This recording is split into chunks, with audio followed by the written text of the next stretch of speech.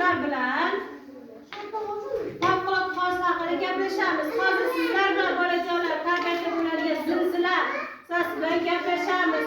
Hozir sizlarga zilzila haqida tushuntirib bolajonlar. Qaranglar. Zilzila bo'lgan vaqtda qanday o'zimizni himoya qilishimiz kerak bolajonlar? Hammamiz qaraymiz. Birinchi o'rinda bolajonlar, agar zilzila bo'lgan vaqtda boshimizni himoya qilib, stullarimiz tagiga kirib olamiz. Birinchi o'rinda boshimizni himoya qilamiz bolajonlar.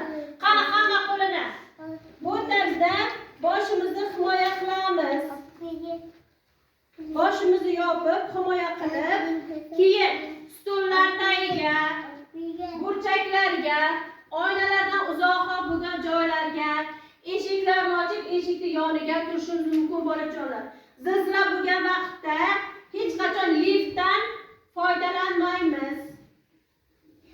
Zinalardan tushayotganimizda bolajonlar, devorlardan ushlab sekinlik bilan tushamiz.